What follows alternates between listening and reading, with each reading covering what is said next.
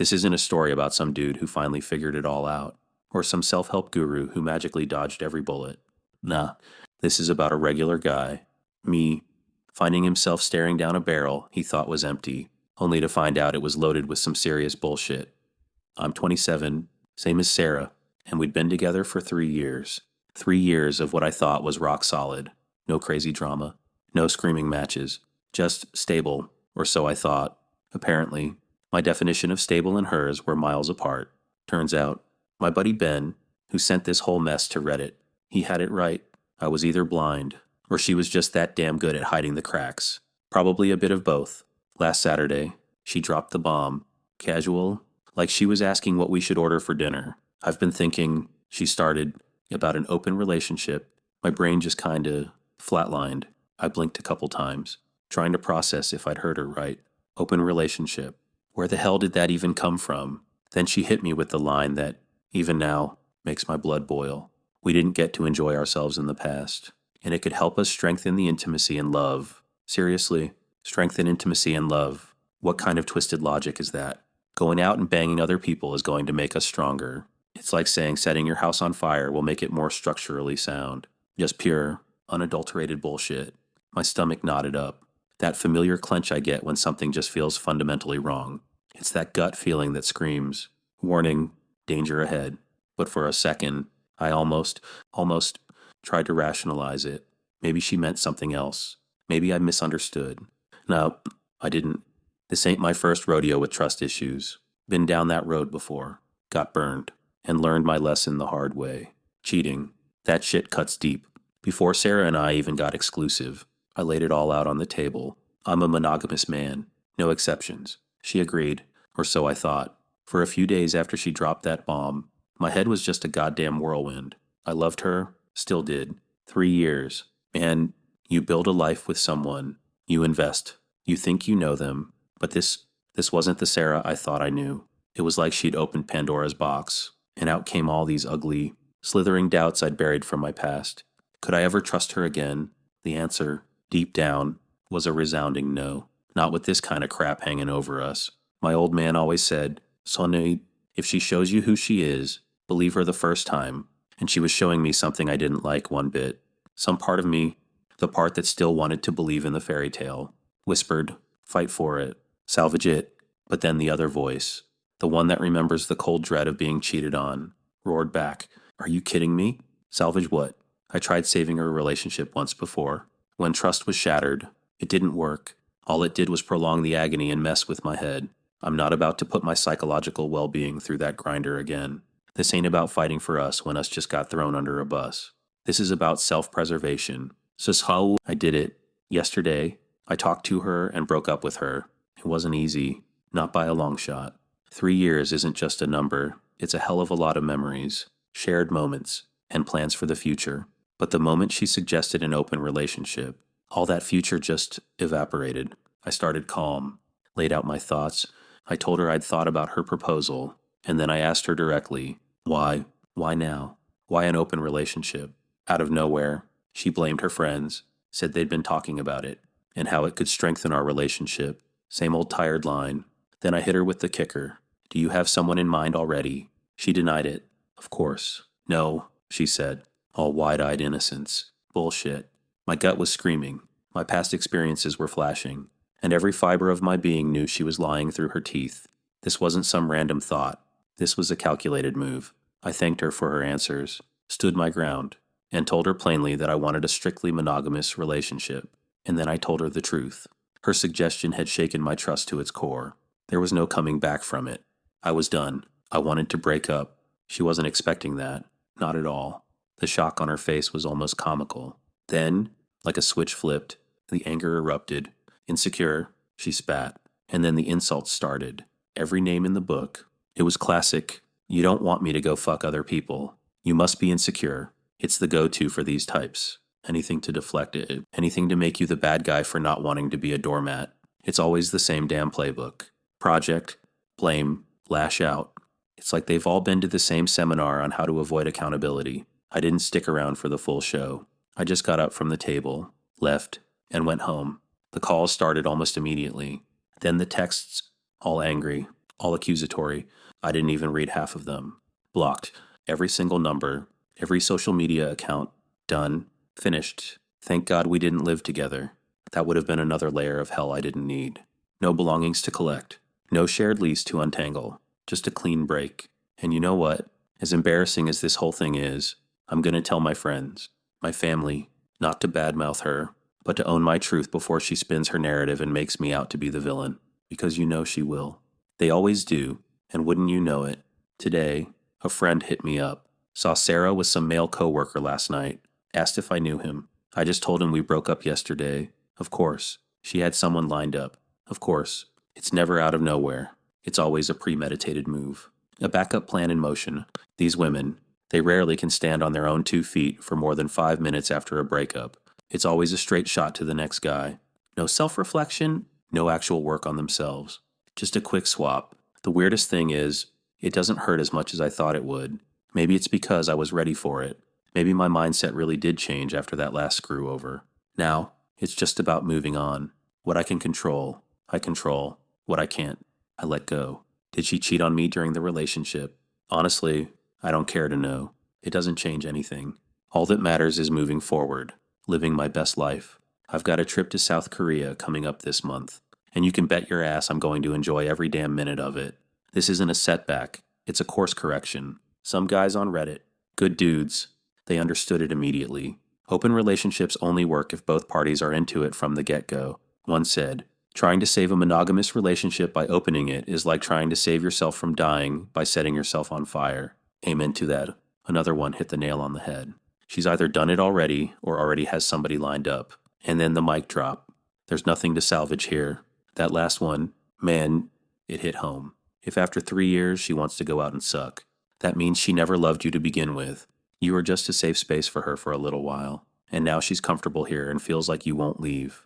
She's out of her true feelings about what she wants. Women don't do this crap if A, they love their guy, and B, they don't think that the guy won't leave. That's the cold, hard truth. She didn't love me enough to respect our commitment, and she clearly didn't think I'd actually walk away. She miscalculated, big time. Another guy summed it up perfectly. Dude, as someone who feels strongly about monogamy, the mere mention of it would make me so effing angry.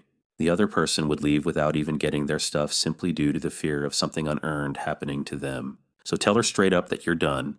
You're done with this relationship and move on. She's not worth it. He's right.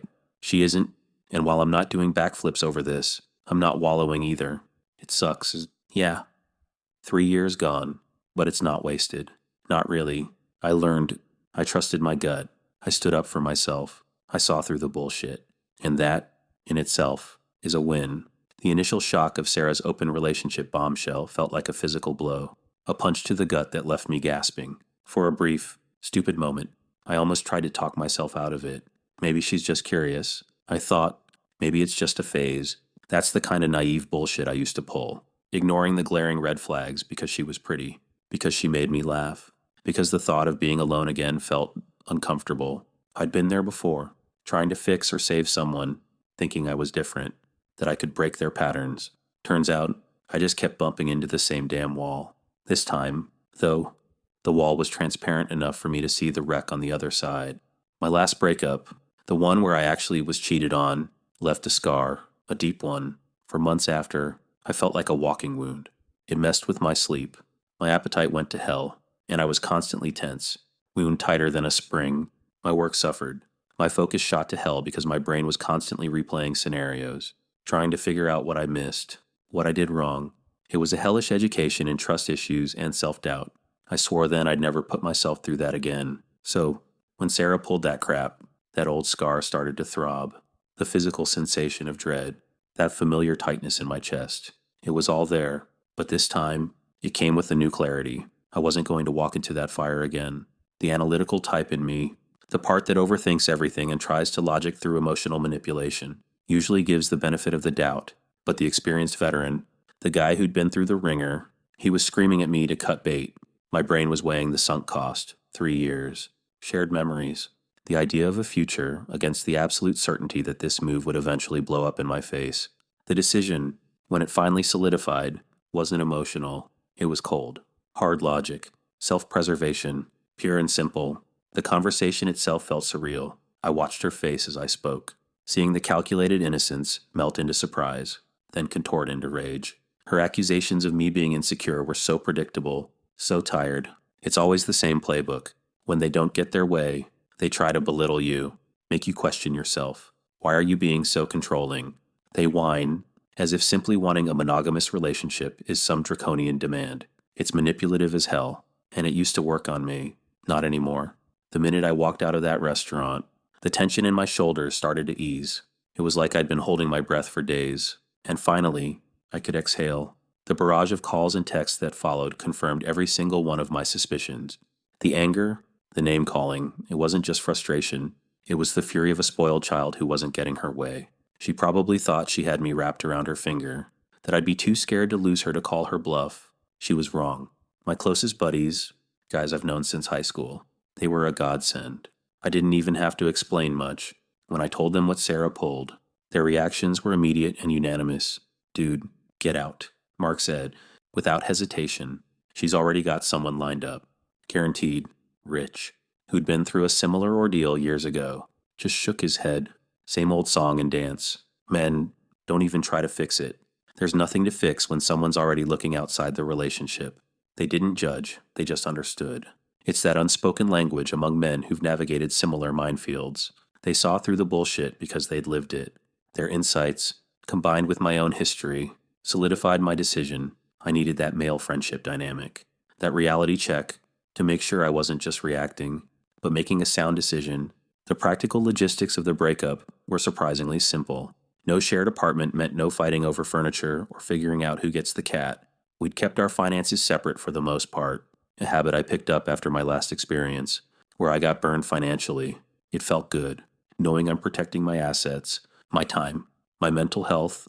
This isn't about being selfish. It's about valuing long-term stability and respect over temporary peace. My professional life, which had been taking a hit with all the emotional chaos, could finally get back on track.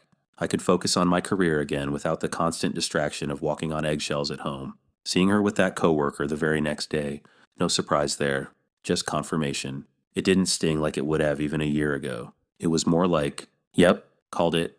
This time, I'm not agonizing over whether she cheated on me before. It's irrelevant. The focus is on me, on my future, on my trip to South Korea. That trip, originally planned as a couple's getaway, is now just my trip, and I'm damn well going to enjoy it. I need that clarity that comes from emotional distance, that space to recognize which beliefs were authentically mine and which were just programmed expectations from a relationship that was never what I thought it was. I'm recalibrating my trust parameters now, learning from this experience without becoming cynical. It's about identifying those subtle red flags I might have missed, building better screening processes for future relationships. The old me might have stewed in bitterness, but the guy I am now, he's just ready to move on. Sarah will face her own consequences, not because I'm hoping for it, but because that's just how it works. Her manipulation tactics will eventually stop working as people catch on.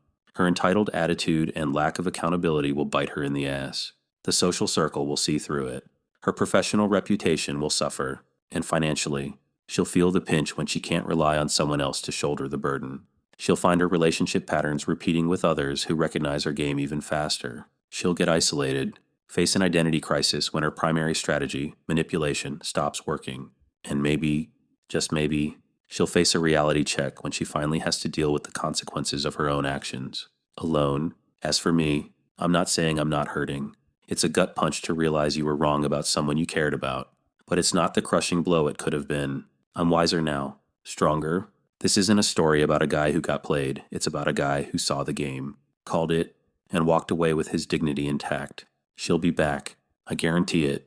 When her new fling implodes, when she realizes what she threw away, she'll come crawling back. But by then, I'll be long gone. Probably with a woman who actually values honesty, respect, and real intimacy. And that, my friends, will be the sweetest revenge of all.